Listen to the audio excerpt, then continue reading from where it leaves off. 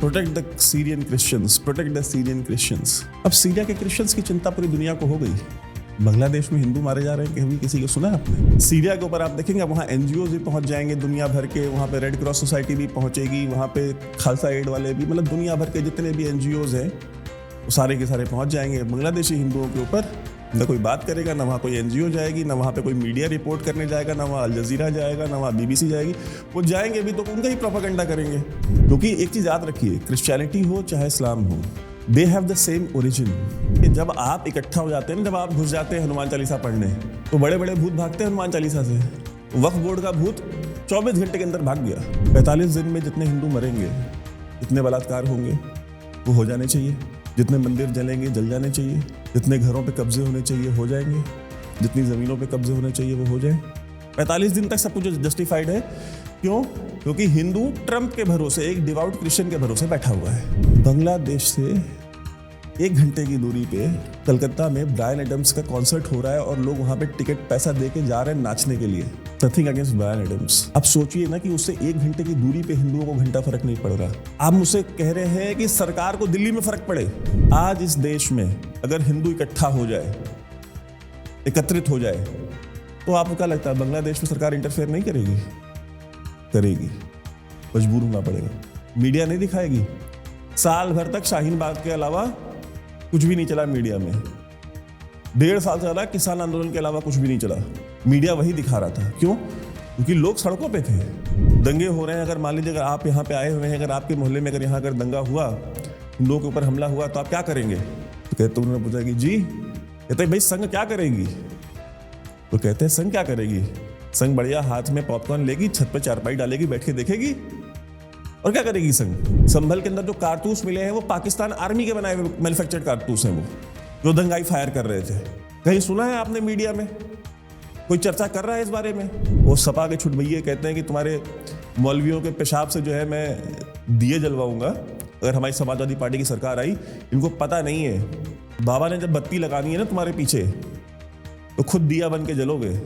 दुनिया का 8वां अजूबा होगा वो। डॉक्टर बी आर अम्बेडकर ने अपनी किताब पाकिस्तान और पार्टीशन ऑफ इंडिया में तो यहाँ तक लिखा है, बोले कि वो कम्युनल है, उन्होंने लिखा कि मुसलमान भारत के प्रति कभी वफादार नहीं हो सकते और अगर इनको मौका मिले तो दूसरे देश के लोगों से समर्थन लेकर के भारत के खिलाफ युद्ध भी कर सकते हैं। ये उन्होंने अपनी किताब में लिखा हुआ है डॉक्टर बी आर अम्बेडकर ने।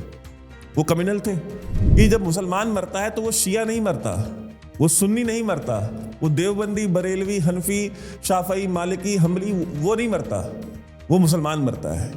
लेकिन जब हिंदू मरता है तो कोई बनिया मरता है या कोई ब्राह्मण मरता है या कोई दलित मरता है या कोई पिछड़ा मरता है, वो हिंदू नहीं मरता।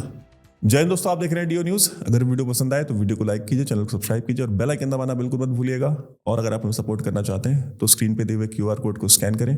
और जो हमारे भाई बहन, माताएं बहनें जो विदेशों से देख रहे हैं, वो हमको पेपल की लिंक के थ्रू भी सपोर्ट कर सकते हैं। वो डिस्क्रिप्शन बॉक्स और पिन कमेंट में भी है। बहुत बहुत धन्यवाद। इतिहास गवाह है, टूटे हो तुम टुकड़ों टुकड़ों में, जब भी जरूरत हुई है कि साथ में।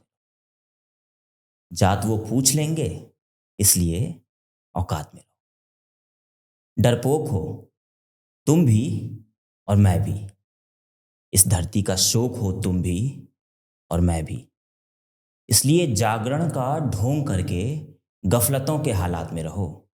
जात वो पूछ लेंगे, इसलिए औकात में रहो। खुद को समझा रखा है, ये आग मेरे घर तक नहीं आएगी, ये बस चंद दिनों की तो बात है, हर तरफ रोशनी नहाएगी। इसलिए देश जलता है तो जले, मगर मेरी तरह तुम भी मशालों की बारात में रहो। जात वो पूछ लेंगे, इसलिए औकात में रहो। मैं क्यों कह रहा हूं कि औकात में रहो? क्योंकि मुझे, तुम्हें और हम सबको ये बार बार बोला गया है, औकात में रहो। एक वो कौम जिसे हर वक्त, हर दशक, हर सदी में कहा गया है कि औकात में रहो। क्यों कहा गया है? क्यों हैं हम इतने सहिष्णु कि हमें कहा गया है औकात में रहो? इस औकात में रहो के उत्तर के लिए हम आज यहाँ पर आए हैं और इस औकात में रहो के उत्तर के लिए हमारे साथ हैं हर दिल अजीज वैभव। वैभव, एक कौम है मेरी और आप।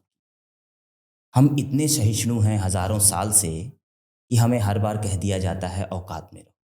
तो इस औकात में रहो को मतलब इतनी आसानी से हमें ही क्यों कह दिया जाता है, बाकी और लोगों को क्यों नहीं कहा जाता है? क्योंकि आप सुन के बर्दाश्त कर लेते हैं।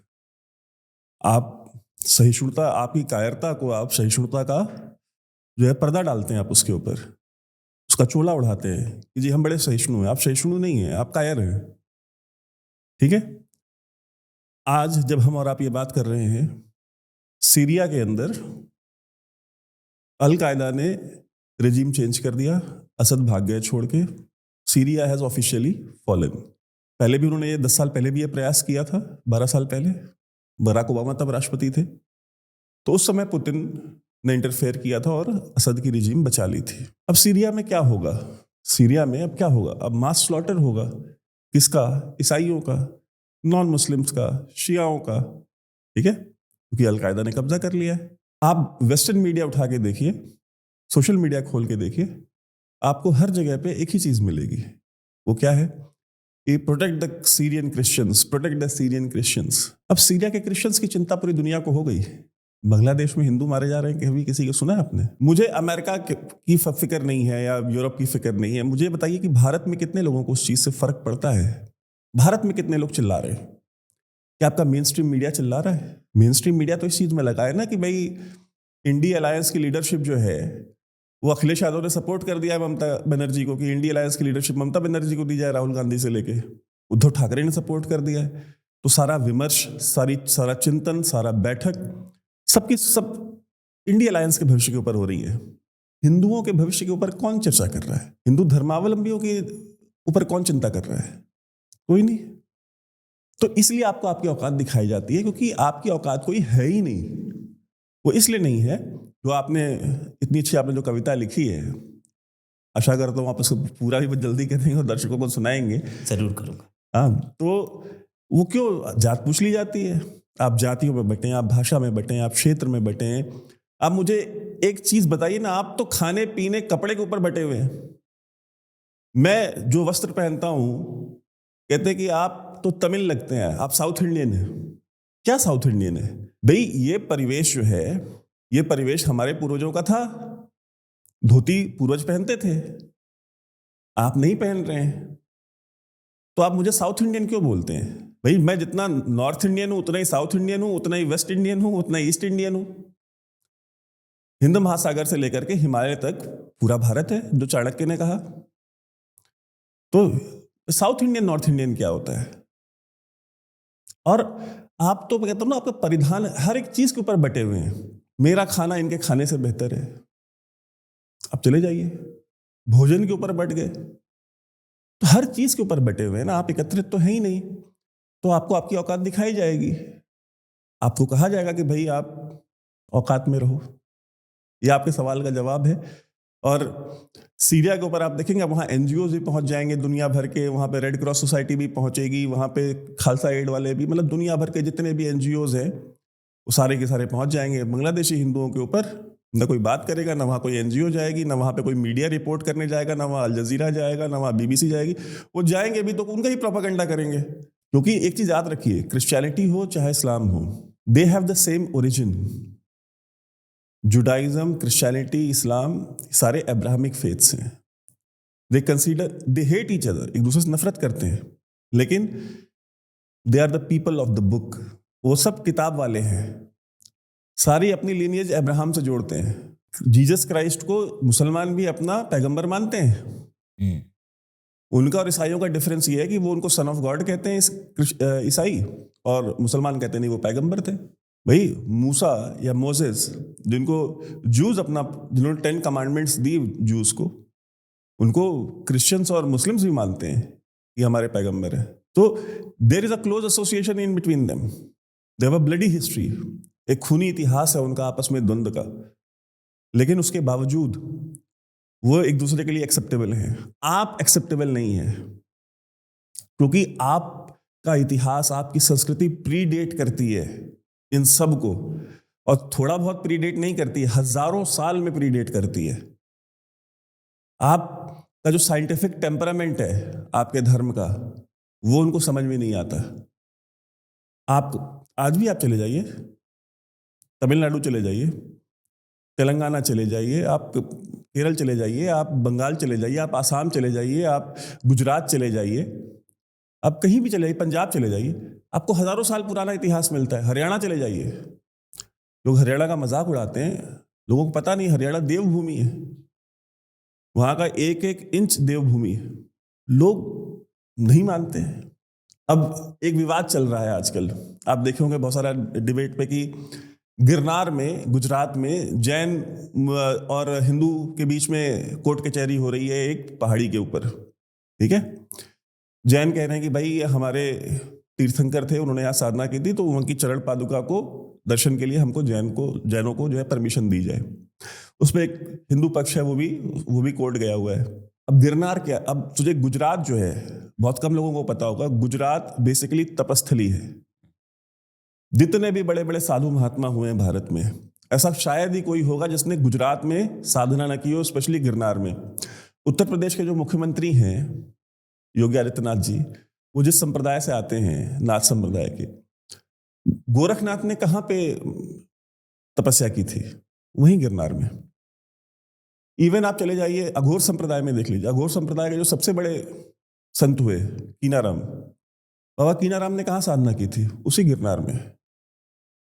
शायद ही कोई ऐसा सन्यासी योगी महंत होगा, जो सिद्ध पुरुष होगा, जिसने गिरनार जाकर के गुजरात में साधना न की हो।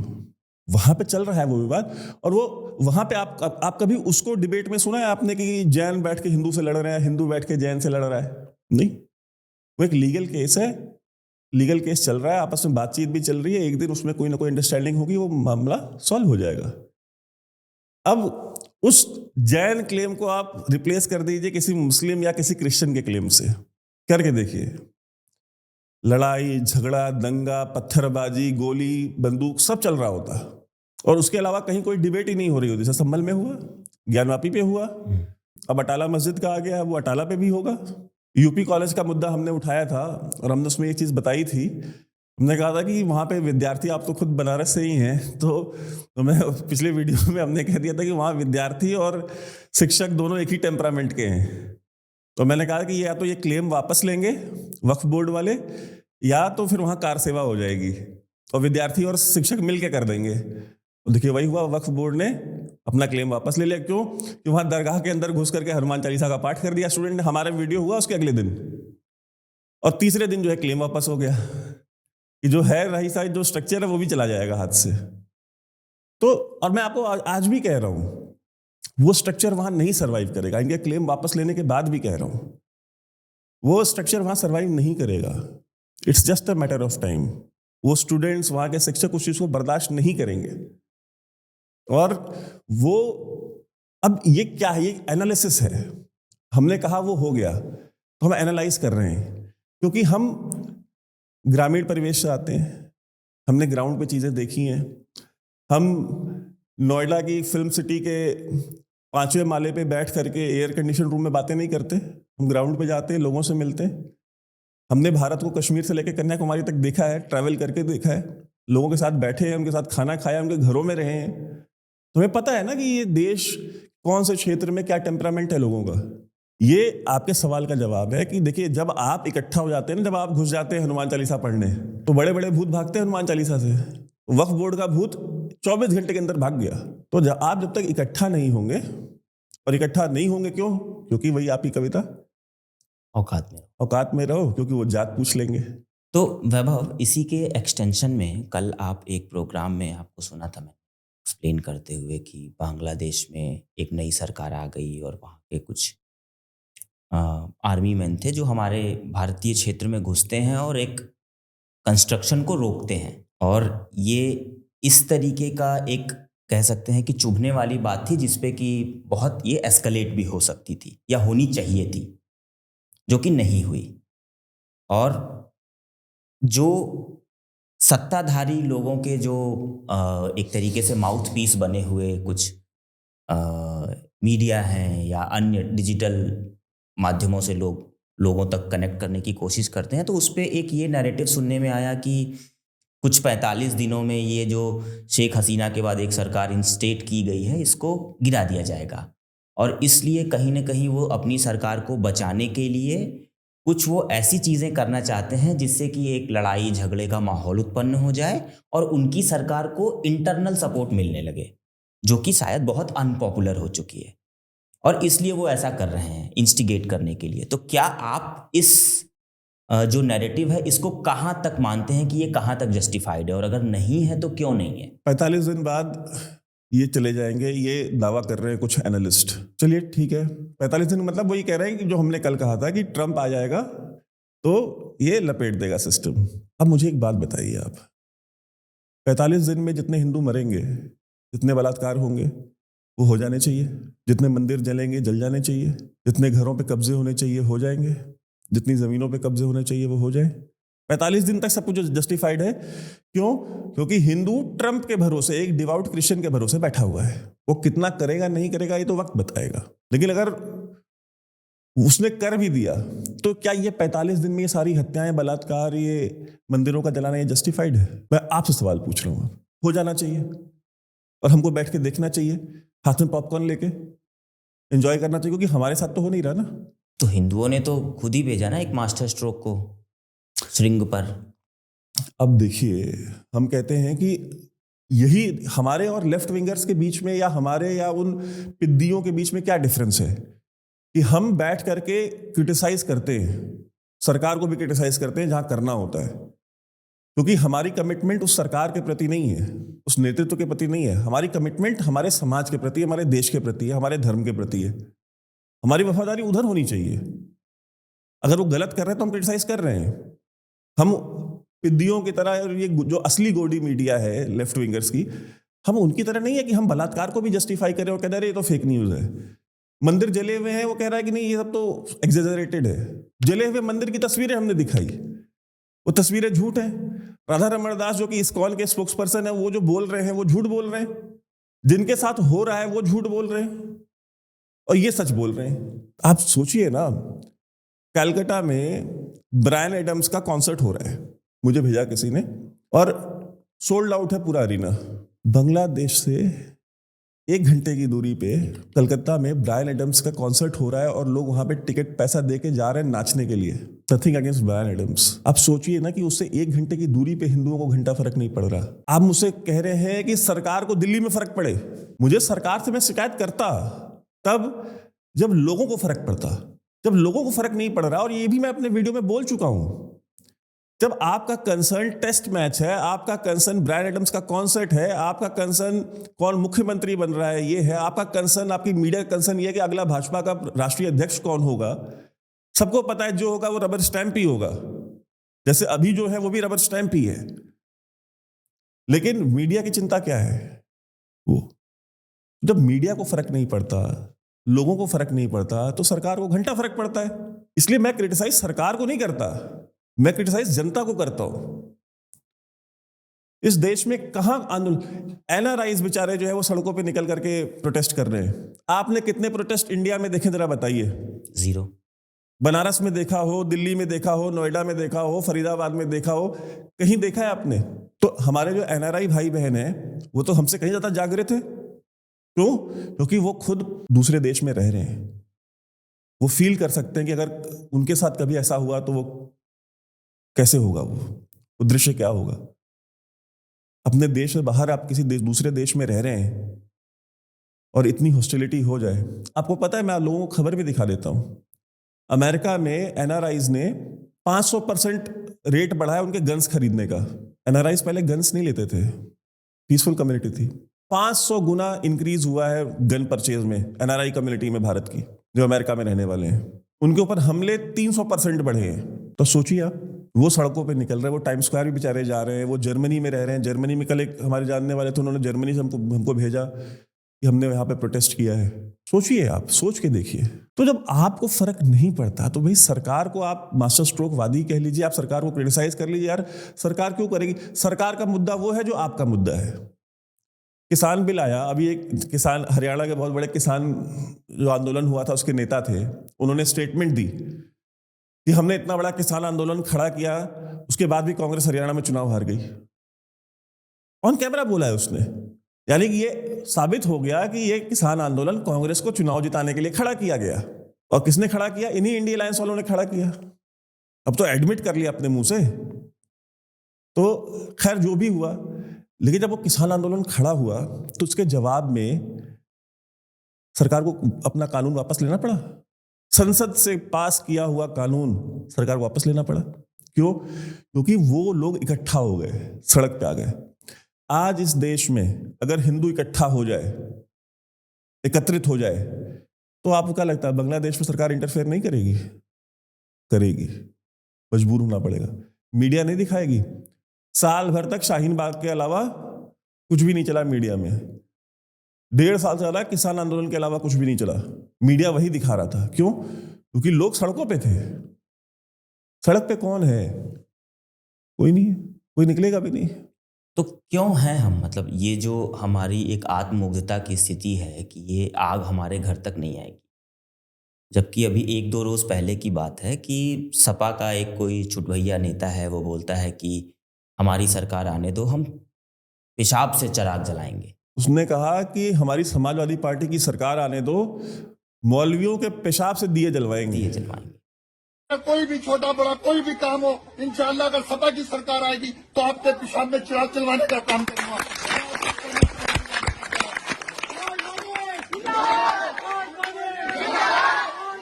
वो अगर इस तरीके की चीजें वो देश के अंदर, उत्तर प्रदेश के अंदर बोल सकते हैं, तो फिर हम कैसे मान के, हम क्यों इस भ्रम की स्थिति में हैं कि ये आग हमारे घर तक नहीं आ चुकी है? मैंने कहा ना, कायर है हम। दुख है मुझे इस बात को कहते हुए, जो दुख होता है, लेकिन हम कायर हैं क्योंकि हम अपनी औकात में हैं। हम अपनी औकात में रहते हैं। वही सेम जवाब है मेरा कि वही जातियों में बटे हैं, भाषा में बटे हैं, वेश परिधान में बटे हैं, भोजन में बटे हैं, हर चीज के ऊपर तो बटे हैं। लोगों को मैंने ट्विटर के ऊपर सलमान, शाहरुख, रणबीर और विजय देवरकोंडा, पता नहीं कौन कौन, इनके लिए आपस में लड़ते हुए देखा, माँ बहन की गालियां देते हुए एक दूसरे को। ये समाज का कंसर्न है भाई साहब, ये इनकी हालत है। सच कह रहा हूं मैं, शर्म आती है लोगों को। मैंने पहले भी एक किस्सा सुनाया था, आज फिर सुना देता हूँ चूंकि आज आप है। मुझे व्हाट्सएप पे जो हमारा नंबर फ्लैश करता है स्क्रीन पे, उस पर एक हमारे सज्जन ने व्हाट्सएप पे मुझे भेजा। उन्होंने पूरा एक लंबा सा मैसेज लिख के भेजा था। उन्होंने लिखा था, भाई साहब मैंने आपका वीडियो अपने व्हाट्सएप ग्रुप में शेयर किया, उसमें सिर्फ एक मुस्लिम मेंबर था हमारे व्हाट्सएप ग्रुप में। कहता मैंने आपका एक वीडियो भेज दिया था, तो बाकी के जो सारे 30-40 हिंदू थे, उन्होंने मिलकर मुझे गालियां दी हैं वहां पे माँ बहन की, कि उसकी तुम धार्मिक है। उसने एक शब्द नहीं बोला, उस मुसलमान ने एक शब्द नहीं बोला, लेकिन इन सब ने मिलकर के मुझे गालियां दी हैं वहां पे। उन्होंने बेचारे ने स्क्रीनशॉट भी शेयर किया था मेरे साथ कि देखो मेरे कैसी कैसी बातें लिख रहे हैं, मेरे दोस्त हैं ये। तो ये है हालत हमारे समाज की, कि अगर कोई एक व्यक्ति कुछ करना भी चाहता है, अगर वो आपका संदेश, आपका ये शत्रु बोध जगाने के लिए अगर कुछ डालता भी है कहीं, तो लोग उसको गालियां देते हैं, हिंदू गालियां देते हैं उसको। तो उसके साथ तो होना है ना, इन जो 30-40 मिलकर उसको गालियां दे रहे हैं बेचारे को, उनके साथ तो होना है, उसके साथ होगा। और उसके बाद फिर ठीक है, आप एंजॉय कीजिएगा। आप बांग्लादेश में जो so called liberal secular Hindus थे, वो इस पूरे रेजीम चेंज ऑपरेशन में वीडियोस बना रहे थे। लड़की का बहुत वायरल हुआ था, वो लड़की जो है वो कहती, और आरएसएस के खिलाफ उसने पोस्ट डाली हुई अपने इंस्टाग्राम पे, फेसबुक पे, आरएसएस के खिलाफ, बीजेपी के खिलाफ, हिंदू लड़की है। जब से घर पे हमला हुआ तो हेल्प मांग रही थी कि हमारे घर पे हमला हो गया है, हमारे मोहल्ले में हमला हो गया है। इसी टाइप के लोग हैं, जाहिल है, लिटरल जाहिल है, मूर्ख, the idiots of highest order. तो उनके साथ होता है तो फिर रोते हैं। फिर मैं एक बार अपने एक वीडियो में कहा भी था कि भाई आप अपने बच्चे को सेक्युलरिज्म पढ़ाएंगे, आप अपने बच्चे को लिबरलिज्म पढ़ाएंगे, ठीक है, और जब बेटी लव जिहाद का शिकार हो जाएगी तो उसको बचाने के लिए फिर आपको बजरंग दल और विश्व हिंदू परिषद चाहिए होता है कि वो आए बचाएं। आरएसएस क्या कर रही थी, वीएचपी क्या कर रही थी? जब वो अपने घर पे छत पे बैठ के आराम से, एक संघ के बहुत सीनियर वरिष्ठ अधिकारी थे, उनसे किसी ने पूछा कि मेरठ में, मेरे ख्याल से मेरठ की बात है, कि वहाँ पे उनसे पूछा कि भाई यहाँ पे मीडिया वाले आए, कहे कि दंगे हो रहे हैं, अगर मान लीजिए अगर आप यहाँ पे आए हुए हैं, अगर आपके मोहल्ले में यहाँ अगर दंगा हुआ, हिंदुओं के ऊपर हमला हुआ, तो आप क्या करेंगे? तो कहते उन्होंने पूछा कि जी, कहते हैं भाई संघ क्या करेगी? तो कहते हैं संघ क्या करेगी? संघ बढ़िया हाथ में पॉपकॉर्न लेगी, छत पे चारपाई डालेगी, बैठ के देखेगी। और क्या करेगी संघ? तुम अपने बच्चे को उतारोगे नहीं, तुम अपने बच्चों को सेफ रखोगे, और संघ कहोगे संघ आए हमको हमारे बच्चों को बचाए। क्यों बचाएगी भाई? विश्व हिंदू परिषद क्यों बचाएगी? आप अपने बच्चों को बढ़िया बीटेक वीटेक कराइए, उसको भेज दीजिए कि चला जाए बाहर कहीं सेटल हो जाए। लेकिन आप के बच्ची को बचाना हो, आपके बच्चों को बचाना हो, आपकी प्रॉपर्टी बचानी हो, आपकी जानो माल की रक्षा करनी हो, वो सारी की सारी जिम्मेदारी विश्व हिंदू परिषद, बजरंग दल और आरएसएस की है। क्यों? ये वो लोग हैं जिन्होंने कभी 1 रुपया दिया नहीं होगा।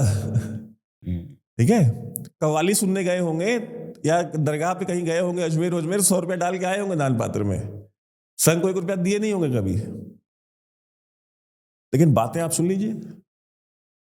तो इस तरह के मूर्ख हैं, संघ को गाली देते हैं 24 घंटे, विश्व हिंदू परिषद को गाली देते हैं। वो क्या करते हैं भाई संघ वाले? शाखा लगाते हैं बेचारे, सुबह कहते हैं भाई फिजिकली फिट रहो, आओ गेम्स खेलो, चर्चा करो, विमर्श करो, एक कम्युनिटी बिल्डअप होती है। भाई मुसलमान पूरे हफ्ते नमाज साथ में ना पढ़े, लेकिन जुमे की नमाज बाजमात पढ़नी है उसको, यानी कम से कम हफ्ते में 1 दिन तो वो संगठित हैं, वो चाहे जहां के भी हो। अगर कश्मीर का भी मुसलमान दिल्ली में रहता है तो जुमे की नमाज वो ऑफिस से छुट्टी लेकर के जाएगा, बाजमात पढ़ेगा दोपहर में। केरल का भी होगा दिल्ली में तो वो जाके बाजमात पढ़ेगा मस्जिद में। तो एक कम्युनिटी के रूप में कम से कम उनका इंटरेक्शन है एक दूसरे से। मैं कितनी बार बोल चुका हूं कि हफ्ते में कोई एक दिन डिसाइड कीजिए, संडे डिसाइड कर लीजिए, अपने जहां भी आप रहते हैं एक व्हाट्सएप ग्रुप बनाइए और सब लोग एक साथ मंदिर जाइए। ग्रुप में डाल दिए कि भाई इस बार हम हमारे जो एरिया में जो ये जो मंदिर है हम वहां पे जाएंगे और इतने बजे हम सब लोग वहां पहुंचेंगे। तो कम से कम हफ्ते में 1 दिन तो आप एक दूसरे से मिलेंगे। शाखा का क्या पर्पस है? शाखा यही तो करती है ना कि कम से कम लोग आते हैं, मिलते हैं, एक दूसरे से बातचीत होती है, जानते हैं कि भाई पता चलता है कि कोई किसी एरिया में रहता है तो वहां क्या इश्यूज चल रहे हैं।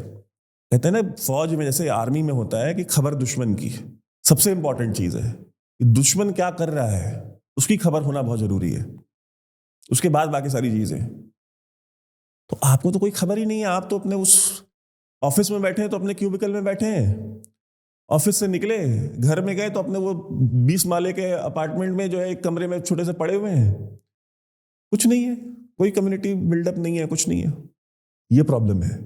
वीडियो तक शेयर करने में लोगों की फटती है। बेचारा वो कभी जीवन में दोबारा वो डालेगा किसी ग्रुप में जब उसको इतनी माँ बहन की गालियां पड़ी हैं। तो वैभव, जैसे इसी क्रम में मैं समझना चाहूँगा कि जैसे अजमेर की बात उठी, कहीं ना कहीं आपकी बातों का असर या आप जैसे लोगों की बातों का असर थोड़े ही स्तर पे धीरे धीरे ही सही कुछ न कुछ जगहों पे देखने को मिल रहा है।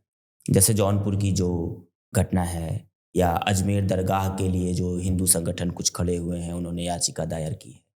तो ये सब इंडिविजुअल कैपेसिटी में की गई याचिकाएं हैं। तो आप इसको किस तरीके से देखते हैं? क्या ये एक सकारात्मक बदलाव की तरफ हम नहीं बढ़ रहे हैं? बिल्कुल हम बढ़ रहे हैं। और मैं ये बात कहना चाहता हूँ कि मुझे बहुत खुशी होती है कि अब लोग सरकार के भरोसे, किसी पॉलिटिकल पार्टी के भरोसे, किसी एक पर्टिकुलर संगठन के भरोसे अब लोग नहीं खड़े हो रहे कि बैठे हुए हैं सरकार करेगी, बीजेपी करेगी पिटीशन, विश्व हिंदू परिषद करेगी। अब इंडिविजुअल संगठन खड़े हो रहे हैं अलग अलग जिलों में कि भाई हम जौनपुर में हमारा संगठन है तो ठीक है, हम याचिका डालेंगे कि अटाला मंदिर को रिक्लेम किया या सर्वे कराया जाए कि मंदिर है कि मस्जिद है। कहीं बेंगलोर में कोई खड़ा होगा, कहीं किसी दूसरे शहर में खड़ा होगा। अजमेर वाले भी लिखे कि इंडिविजुअल संगठन था, वो खड़े हुए, उन्होंने याचिका डाली। तो सबसे बड़ी चीज ये है कि, और हमारा प्रयास भी यही है, हमें नहीं फर्क पड़ता हमें कौन देखता है कौन नहीं देखता, हम अपनी ड्यूटी तो निभा रहे हैं, हम अपनी ड्यूटी निभा रहे हैं ना लोगों को जगाने की। हम प्रयास करते रहेंगे जब तक ये सारे सर पे बाल सारे पक नहीं जाते, तब तक हम करते रहेंगे। जागना नहीं जागना समाज के हाथ में है। तो अगर कोई 1-2 डेवलपमेंट हो रही है, जैसे यूपी कॉलेज वाला हुआ, हमारे वीडियो का प्रभाव पड़ा, लोग खड़े हुए, विद्यार्थी खड़े हुए, टीचर खड़े हुए, वक्फ बोर्ड को हटना पड़ा ना पीछे, कोई सरकार नहीं आई उनको हटाने के लिए। लोगों ने, उदय प्रताप कॉलेज के विद्यार्थियों ने, वहां के शिक्षकों ने उनको भगाया वहां से, तुम्हारा दिमाग ठीक करते हैं हम। तो हमारा काम ये है कि हिंदू सशक्त हो, मानसिक रूप से सशक्त हो, उसका शत्रु बहुत जागे, उसको पता चले कि उसकी एक्चुअल प्रॉब्लम्स क्या हैं, दुनिया में क्या हो रहा है।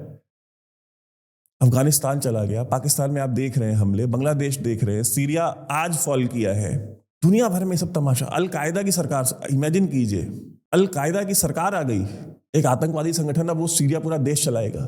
मतलब आपके पास एक इंश्योरेंस है इंडियन आर्मी नाम का, तो आपका इंश्योरेंस है, लेकिन वो इंश्योरेंस आपको बॉर्डर पे बचा सकता है, घर के अंदर नहीं बचा सकता। वो घर के अंदर आपको ही अपने आप को बचाना पड़ेगा। आपने देखा ना, हमने कल एक वीडियो भी हमने लोगों को, अपने दर्शकों को दिखाया था कि सबरीमला जा रहे थे आंध्र प्रदेश में लोग, उनको बसों से उतार करके मारा गया इन लोगों ने। भजन गा रहे हो तुम बस के अंदर, अब आप बस के अंदर भी भजन नहीं गा सकते।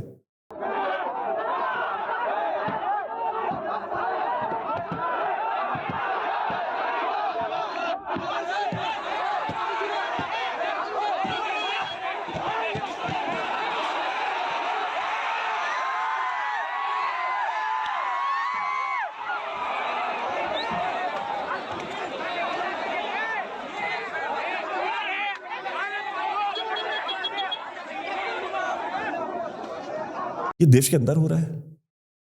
संभल के अंदर जो कारतूस मिले हैं, मैं अपने दर्शकों को बताता हूं, संभल के अंदर जो कारतूस मिले हैं वो पाकिस्तान आर्मी के बनाए हुए मैन्युफैक्चर्ड कारतूस हैं, वो जो दंगाई फायर कर रहे थे। कहीं सुना है आपने मीडिया में कोई चर्चा कर रहा है इस बारे में? योगी आदित्यनाथ ने बुला करके सारे आईएएस आईपीएस ऑफिसर्स को वीडियो कॉन्फ्रेंसिंग पे लिया। उन्होंने कहा कि कोई भी उपद्रवी हो बर्दाश्त बिल्कुल नहीं किया जाना चाहिए, और जो भी जरा सा भी सिंपैथी दिखाता है दंगाइयों के प्रति, हिंसा करने वालों के प्रति, क्या उसका सस्पेंशन लेटर मैं भेजूंगा, योगी आदित्यनाथ ने बोला है। योगी आदित्यनाथ के ऊपर ये लोग प्रेशर डालने की कोशिश कर रहे थे कि इतना सा उसको, टिकैत को भाग रहा था ना, टिकैत को भी उठा करके पकड़ा पुलिस ने, उसको भी तोड़ा अच्छे से, बोल रहा था बक्कल तार देंगे, बक्कल तार देंगे। ठीक, तो इनका यह था कि एक तरफ से किसानों को किया जाए, एक तरफ से संभल के हिंसा को किया जाए, योगी आदित्यनाथ को बिल्कुल प्रेशर में डाल दिया जाए। कहते हैं ना कि हालात बदल दिए, जज्बात बदल दिए, तो बाबा उसमें के हैं, बाबा को प्रेशर डालने के, बाबा ने उल्टा इनके ऊपर प्रेशर डाल दिया। सारे आईएएस आईपीएस ऑफिसर्स को लिया, कहा कि तुरंत सस्पेंशन ऑर्डर भेजूंगा मैं। और आईपीएस और आईएएस ऑफिसर्स को का सस्पेंशन ऐसे होता नहीं है, बाय द वे, बहुत मुश्किल होता है करना, क्योंकि आप स्टेट गवर्नमेंट लिख के भेजती है, अगर आईपीएस ऑफिसर है तो उसका अप्रूवल होम मिनिस्ट्री से आता है सेंटर में, आईएएस ऑफिसर होता है तो उसका अप्रूवल पीएमओ से आता है, तब वो सस्पेंड होता है। बाबा ने कहा कि बिल्कुल करूंगा मैं, जरा से भी ढील दिखाई किसी ने, जरा से भी मानवता दिखाई ये दंगाइयों के खिलाफ और हिंसा करने वालों की, बिल्कुल शांत हो गया प्रदेश, किसी के मुंह से आवाज नहीं निकल रही। वो सपा के छुटभैये कहते हैं कि तुम्हारे मौलवियों के पेशाब से जो है मैं दिए जलवाऊंगा अगर हमारी समाजवादी पार्टी की सरकार आई। इनको पता नहीं है, बाबा ने जब बत्ती लगानी है ना तुम्हारे पीछे, तो खुद दिया बन के जलोगे, दुनिया का 8वां अजूबा होगा वो। बाबा को अंडर एस्टिमेट कर रहे हैं ये छुटभैये से, क्यों बयान दिलवा रहे हैं? क्योंकि बड़े वालों को पता चला हम दे दिए, जब अतीक चला गया, मुख्तार चला गया, उसका भाई चला गया, उसका बेटा चला गया, उनकी संपत्ति चली गई, उनसे बड़े बदमाश थोड़ी है ये। समाजवादी पार्टी के जितने भी माफिया भी बचे हुए हैं, कोई मुख्तार और अतीक इतना बड़ा बदमाश नहीं है, उनको पता है। यही इमरान मसूद था ना, 2014 के चुनाव हो रहे थे, आज रो रहा है संभल के ऊपर और अटाला मस्जिद के ऊपर रो रहा था वो, कि क्या हो रहा है ये हमारे साथ। यही था इमरान मसूद, जब 2014 का इलेक्शन था तो उस समय सोशल मीडिया पे वीडियो आई थी, इसने कहा था कौन सा मोदी, कहाँ का मोदी, आ जाए इधर, उसको बोटी बोटी काट देंगे, उसने स्टेटमेंट दिया था। बाबा आ गए, रो रहा है बैठ के, कैसे है ये क्यों हो रहा है, कैसे हो रहा है? क्योंकि आपने बाबा को वो पावर दे दी। बाबा आप बैठिए, पूर्ण बहुमत से बैठिए। पावर तो हमने केंद्र में भी दी थी, लेकिन अब वही देखिए ना कि उस पावर का एक्सरसाइज, वही मैं आज हमारी आपकी चर्चा भी हो रही थी, जैसे वाजपेयी जी जब तक थे तो वाजपेयी जी लोगों को सेकुलर लिबरल लगते थे आडवाणी के सामने। मोदी आ गए तो लोगों को आडवाणी जो है बहुत भगवान की तरह लगता है कि भाई एकदम देवतुल्य हैं। और जिस दिन बाबा आ गए ना, उस दिन लोगों को मोदी, जिसको आज फासिस्ट बोलते हैं ना, मोदी भी भगवान लगेगा इन लोगों को। भाई बाबा के पास जो, देखिए उनके पास जो पुलिस फोर्स है, उनके पास जो पावर है, उससे उन्होंने पूरे प्रदेश को कैसा कंट्रोल किया हुआ है। कहीं किसी का औकात नहीं हो रही कुछ करने की, जो कर रहे हैं सीधा गोली मारो। कोई लाठी डंडा नहीं, पांव पे गोली नहीं। भाई वो तुमको पांव पे गोली मार रहे हैं क्या? बाबा यही तो कहते हैं ना कि जो वो गोली चलाते हैं, तुम्हारे पांव पे चलाते नहीं है, तो तुम भी चलाओ सीधा। 4 विकेट के गिर गई वहां संभल में। ये चीज है।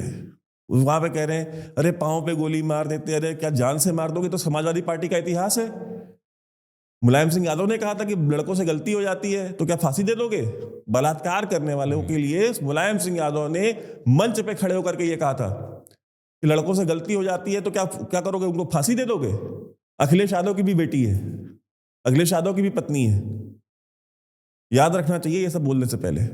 तो वैभव, एक चीज़ मैं इसमें समझना चाहता हूँ कि छोटे छोटे कुछ जगहों पे तो दिखता है कि एक जागरण का कुछ ना कुछ बीजारोपण हुआ है, कुछ ना कुछ चीज़ें हो रही हैं सकारात्मक प्रक्रिया में, लेकिन ये किसी लेवल पे गैल्वनाइज होता नहीं दिखता है। इतनी सारी घटनाएं देखने के बावजूद, कश्मीर देखा, केरल फाइल्स देख ली, पाकिस्तान और बांग्लादेश तो खैर है ही एविडेंट, जहाँ पे कि मतलब पूरी सोसाइटी का बिल्कुल क्या कहो कि जिसे जमींदोज कर दिया गया। अफगानिस्तान और इन सारी जगहों पे जो कि एक कम्युनिटी हर जगह फल फूल रही थी, वहाँ से नेस्त नाबूद हो गई, उसका नामो निशान तक नहीं है वहाँ पे। इतना सारा इतिहास हमारे सामने है, इतना सारा हमने विध्वंस देखा, उसके बावजूद भी हम जागरूक हो क्यों नहीं पा रहे हैं? मतलब तकलीफ कहाँ है? हमें क्या समझना पड़ेगा? क्या जिस दिन हमें गोली लगेगी वो मरते टाइम हम जागरूक होंगे? या केवल मेरे घर में आग लगेगी तब हम जागरूक होंगे? क्या वो यूपी में जो इस तरीके के बयान दिए जा रहे हैं तब भी हम जागरूक नहीं हो पा रहे हैं? तकलीफ कहाँ है? मैं ये समझना चाहता हूँ कि इस कम्युनिटी का जो इतनी सहिष्णु, अति सहिष्णु हो चुकी है कि इसका थ्रेशहोल्ड है कहाँ? इसको कितना पेन दिया जाए, कितना दर्द दिया जाए कि ये जागृत हो? देखिए, सबसे बड़ी समस्या ये है भैया कि मैं आपको उदाहरण देता हूँ। एक पत्रकार हैं 26 से 11 में जिन्होंने रिपोर्टिंग करी थी और बता रही थी कि मेरी बात हुई है 7th फ्लोर पे और 6th फ्लोर पे, और लोग ये बता रहे हैं। फिर उसको सुन करके वहाँ पाकिस्तान में बैठे हुए हैंडलर 26 से 11 में आतंकवादियों को वो दे रहे थे इंस्ट्रक्शंस कि भाई सेना यहाँ पे पहुँच गई है, NSG यहाँ पहुँच गई है, वहाँ पे बम मारो, इधर हैंड ग्रेनेड फेंको। ये काम उसने कारगिल वॉर में भी किया था, ठीक है, सेम यही काम। तो और पाकिस्तान में उनको वीज़ा भी मिलता है दबा के, उनके वीज़ा पे कहीं कोई रिस्ट्रिक्शन नहीं है। और हर लिट फेस्ट में, हर फेस्टिवल में उनको वहाँ इनविटेशन भी मिलता था, कराची लिट फेस्ट हो या लाहौर लिट फेस्ट हो, कोई भी। उनके और परिवार भी ना पाकिस्तान से माइग्रेट करके भारत आया था, खुद रेफ्यूजी फैमिली से। अब मुझे बताइए, जो खुद रेफ्यूजी फैमिली से हैं उनके अंदर शत्रुबोध नहीं है, वो उनकी दलाली कर रहे हैं, वो उनकी भड़वत कर रहे हैं। तो अब आप मेरे से क्या चाहते हैं? मैं अब बाकी हिंदू समाज को क्या बोलूं मैं, जो अपना सब कुछ लुटा करके आए हैं, जिनको उनके घर से निकाल दिया गया, उनकी संपत्ति पे कब्जे कर लिए गए, उनके अंदर शत्रुबोध नहीं है। मैं और किसके बारे में आपको इससे बड़ा क्या उदाहरण दूं मैं आपको? तो ये थ्रेशोल्ड की बात कर रहे हैं, थ्रेशोल्ड तो उनका होता है जिनका कोई आत्मसम्मान हो। किसी का आत्मसम्मान बहुत कम है तो उसका थ्रेशोल्ड बहुत ऊपर होगा, किसी का आत्मसम्मान बहुत ज्यादा है तो उसका थ्रेशोल्ड बहुत नीचे होगा। यहाँ पे तो थ्रेशोल्ड, जब आत्मसम्मान ही नहीं है तो थ्रेशोल्ड किस बात का? सब कुछ लुटने पिटने मरने के बाद जब लोगों का शत्रुबोध नहीं जाग रहा, मुझे कहते हैं कम्युनल हो। क्या कम्युनल हो मैं, जरा मुझे बताइए। मैं कहता हूं कि अपनी रक्षा करो, एकजुट हो, क्या कम्युनल है इसमें? मैं कहता हूं कि पहचानो, अपने आप को पहचानो, अपने धर्म को पहचानो, शत्रु को पहचानो, क्या कम्युनल है इसमें? कहता हूं संगठित रहो, मंदिर जाओ हफ्ते में 1 दिन एक साथ, इसमें क्या कम्युनल है? क्या कम्युनल है? लेकिन नहीं।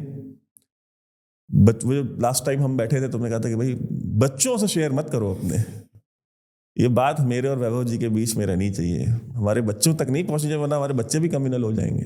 वही है, बच्चे कम्युनल ना हो जाएं। और जब बच्चे लिबरल होकर के भाग जाते हैं, बेटियां भाग जाती हैं, तो VHP क्या कर रही है, बजरंग दल क्या कर रही है, RSS क्या कर रही है? अच्छा, इस पे एक चीज और समझना चाहूंगा वैभव कि कहीं ना कहीं जो इसका एक एंटी नैरेटिव है, जिसमें कि आप एक तरफ बात कर रहे हो कि एक कम्युनिटी है जो कि हजारों हजार साल से सोई हुई है, उसको जगाने की कोशिश में हो आप, और अहर्निश हो, लगातार हो, सतत। हजारों साल से नहीं सोई है, हजारों साल से जागी हुई थी। अच्छा, ये पिछले 100 साल में सोई है। ये पिछले 100 साल में सोई है, और ऐसा सोई है कि मतलब कि कुंभकर्ण की नींद भी जो है शर्मा जाए इनकी नींद को देख करके। ठीक है। तो ये जो सोई हुई है, इसके जागरण के लिए आप कहीं ना कहीं एक आपने मुहिम चला रखी है।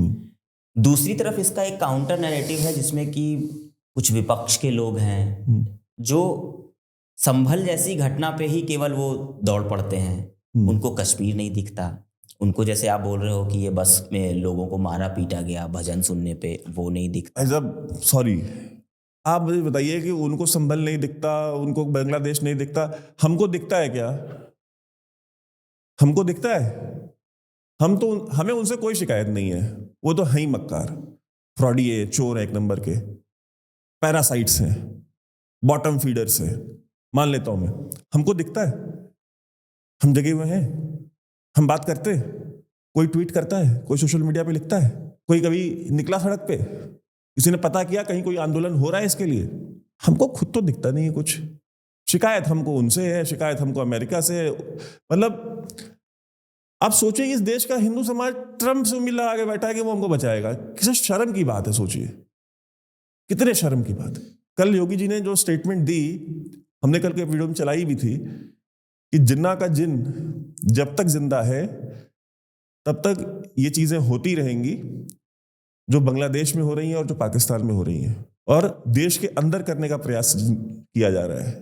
Doctor B.R. अम्बेडकर ने अपनी किताब पाकिस्तान और पार्टीशन ऑफ इंडिया में तो यहां तक लिखा है, बोले कि वो कम्युनल है, उन्होंने लिखा कि मुसलमान भारत के प्रति कभी वफादार नहीं हो सकते, और अगर इनको मौका मिले तो दूसरे देश के लोगों से समर्थन लेकर के भारत के खिलाफ युद्ध भी कर सकते हैं। ये उन्होंने अपनी किताब में लिखा हुआ है डॉक्टर B.R. अम्बेडकर ने।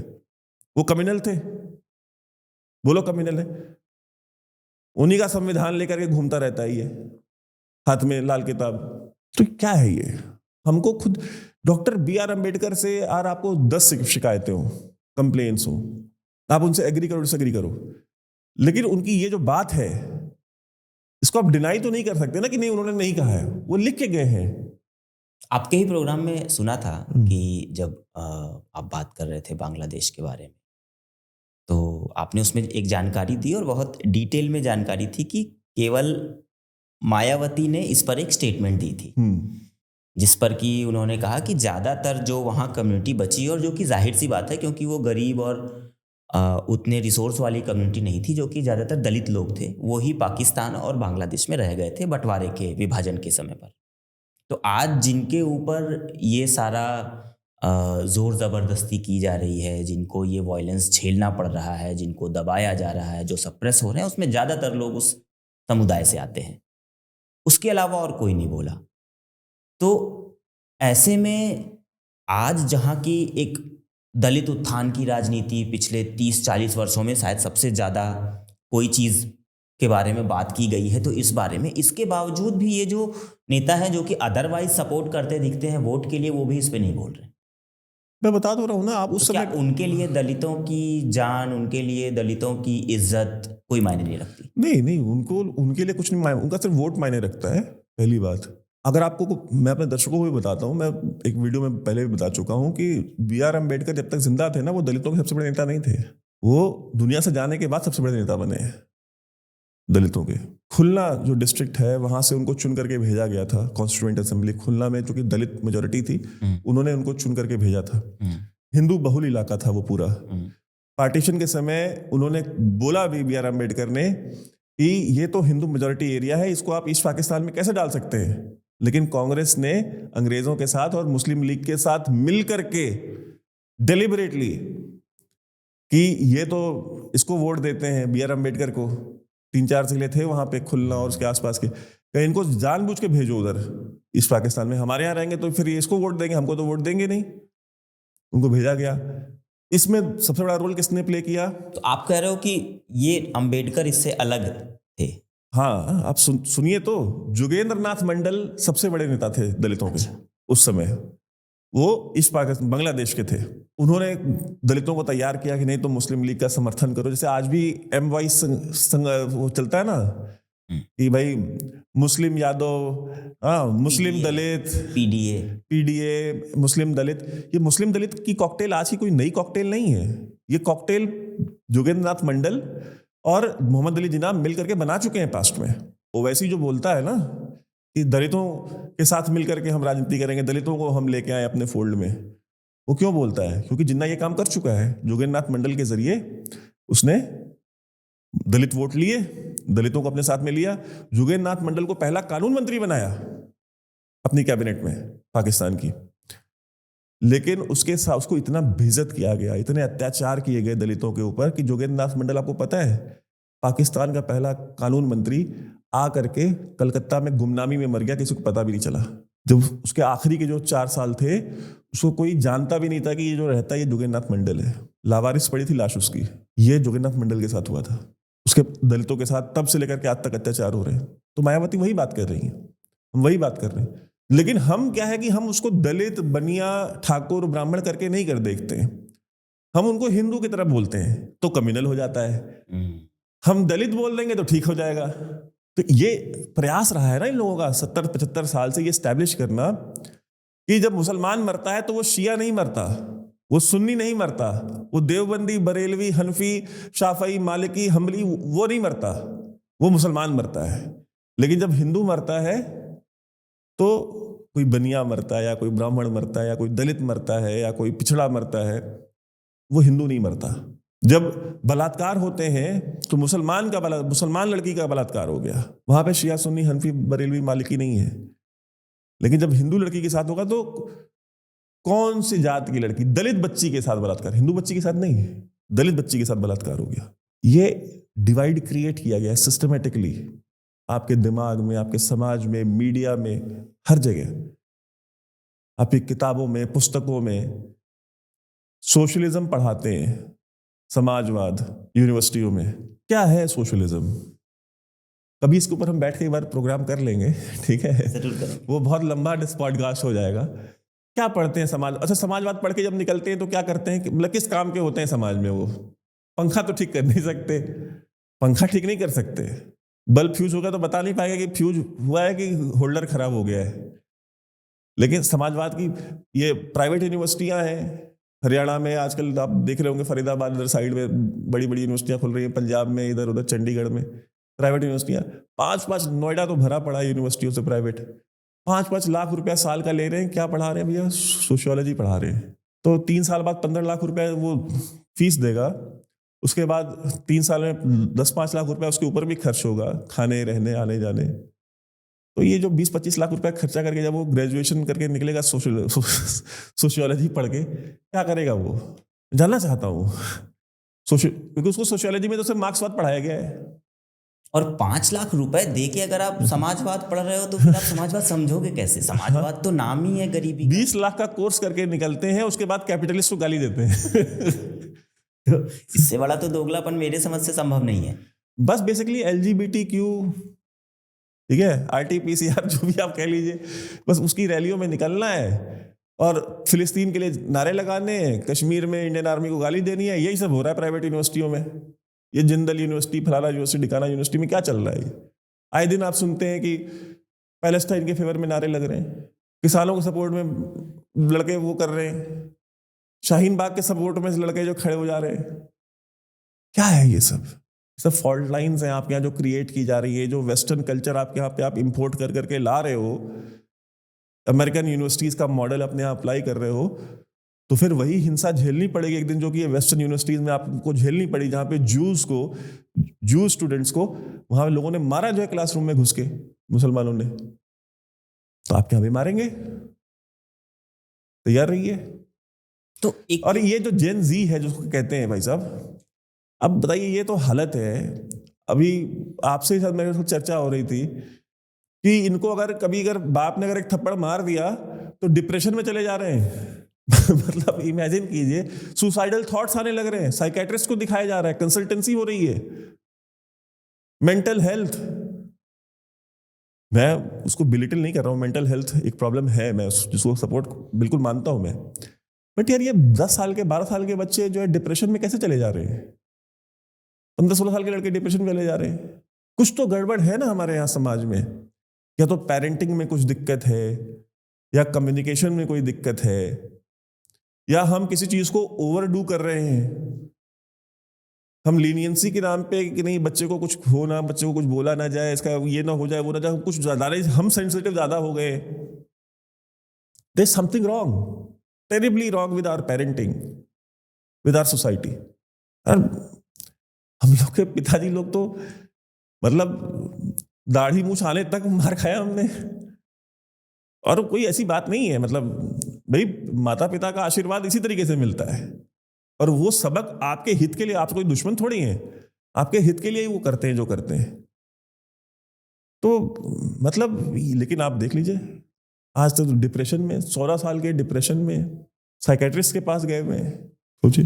तो वैभव, मैं आप जो ये बात कर रहे हो कि ये जो तथाकथित, ये लड़ेंगे आपको लगता है? जो 14 साल की उम्र में एक थप्पड़ में डिप्रेशन में चले जा रहे हैं, इनको मैं इंस्टा ह्यूमन बोलता हूँ. हाँ. हाँ, क्योंकि ये इंस्टाग्राम पे ही ज़्यादातर देखे जाते हैं, बहुतायत से पाए जाते हैं. तो बिना इंस्टा के ना इनको सांस आती है, ना इनको जल मिलता है, ना ऑक्सीजन मिलता है. तो वो इंस्टा इनका एक डोप है, उसके ऊपर ही ये इंस्टा जीवी कह सकते हैं. हाँ. तो इंस्टा जीवी जो कॉम है उसमें देख रहे हैं कि जो कम उम्र के लड़के लड़कियां हैं वो अपने माता पिता तक को उस पर नचवा रहे हैं, या माता पिता भी सहर्ष उसमें पार्टिसिपेट कर रहे हैं. तो कहीं ना कहीं ये भी तो एक जो बात हमारी शुरुआत से चली थी उस बिंदु से कि औकात में रहो, वो हमें शायद तभी कहा जा रहा है क्योंकि हम आत्ममुग्धता की स्थिति में है कि नहीं सब कुछ अच्छा अच्छा है. हम वो कबूतर है जो आंख बंद करके इंस्टाग्राम देख रहे हैं और वो बिल्ली तैयार है पंजा मारने. वही बात है भैया. अब आप देखिए ना, मुझसे कोई कह रहा था कि यार भगत सिंह क्यों नहीं पैदा हो रहे, छत्रपति शिवाजी महाराज क्यों नहीं पैदा हो रहे. मैंने कहा भाई आप उन वैसे जन्म देने वाली माँ बन जाइए, वैसे बच्चे पैदा हो जाएंगे. It is as simple as that. आप जैसे उनकी माताएं थी वैसे आप माता बन जाइए, वैसे बच्चे भी हो जाएंगे. ये प्रॉब्लम है भाई. आप चूंकि आप तो इंस्टाग्राम पे नाच रही हैं, आप तो रीलें बना रही हैं, तो वो कैसे होगा? वो तो होगा नहीं, वो तो पॉसिबल नहीं है. अगर वो होना है तो उसके लिए आपको वैसा बनना पड़ेगा. ठीक है.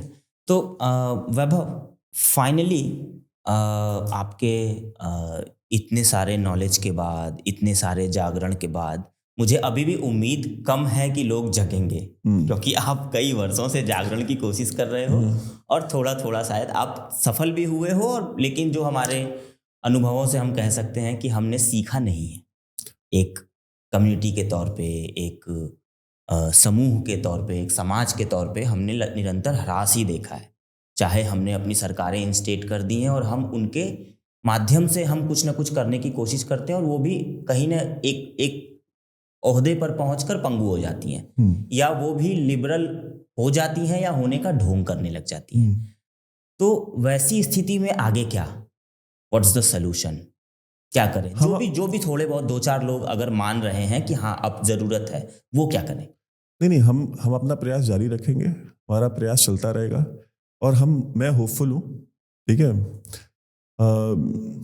एक शेर है कि दिल ना उम्मीद तो नहीं, नाकाम ही तो है, लंबी है गम की शाम मगर शाम ही तो है. तो ठीक है, समय लग रहा है वो समय आने में, लेकिन मैं होपफुल हूँ. समय आएगा, हमारा समय आएगा. इतने हजारों साल का हमारा पराक्रम 100 साल में मर नहीं सकता है. ठीक है, वो सुषुप्ता अवस्था में जा सकता है लेकिन मर नहीं सकता. हमारे सारे देवी देवता हाथों में शस्त्र लेके ऐसे ही नहीं उनका सारे, एक देवी या देवता बताए ना जिसके हाथ में शस्त्र ना हो, सभी के हाथ में शस्त्र हैं. तो शस्त्र एक दिन हमारे हाथ में भी आएंगे, हमारे अंदर भी वो साहस, वो पौरुष जागेगा. और मैं इस चीज़ को लेके होपफुल हूँ. और छत्रपति शिवाजी महाराज का डीएनए कहीं ना कहीं तो दौड़ रहा है ना, महाराणा प्रताप का डीएनए कहीं ना कहीं दौड़ रहा है. तो उस डीएनए को एक्टिवेट करने की जरूरत है, और वो डीएनए अपने आप एक्टिवेट होगा एक दिन. तो ये जो हमें घुट्टी पिलाई गई है उर्दू लैंग्वेज में, हालांकि हम हैं सनातनी, हम खुद को कहते हैं सनातनी, जो कि अहर्निश रहता है, जो सतत रहता है, हमेशा रहने वाला सनातन होता है. लेकिन वो घुट्टी भी तो हमें पिलाई गई है ना कि कुछ बात है कि हस्ती मिटती नहीं हमारी. अब छोड़ देना उनकी हस्ती, सदियों रहा है दुश्मन दौरे जहां हमारा. लेकिन ये जो हम इस भ्रम में रहते हैं कि हमारी हस्ती नहीं मिटने वाली है, कितनी तो हस्ती हमारी मिटा दी. बिल्कुल, इसीलिए तो हम जागरण का काम कर रहे हैं ना. हमारा सारा प्रयास क्या है? हमारा सारा प्रयास यही है और हम अपना प्रयास जारी रखेंगे। बाकी करना समाज को है, जो मुझे करना है वो मैं कर रहा हूँ। क्या आपको जो करना है आप कर रहे हैं, ये आप खुद बैठ करके निर्णय कीजिए, इसके ऊपर चिंतन कीजिए, मनन कीजिए कि क्या जो आपको करना है आप कर रहे हैं। जिस दिन आप वो करने लगे जो आपको करना चाहिए। तो आज के कार्यक्रम को हम यहीं पे विराम देने की घोषणा करते हैं, क्योंकि वैभव के हिसाब से हमें इस पे चिंतन मनन करने की ज़रूरत है। और जो लोग जग चुके हैं, जो लोग जुड़ चुके हैं, वो हमारे साथ और लोगों को जोड़ने की कोशिश करें। और जो लोग नहीं जुड़े हैं, जो लोग अभी भी जागरण में नहीं आए हैं, उनके लिए बस वही पहले से दोहराई गई पंक्ति फिर से कहूँगा कि औकात में रहो।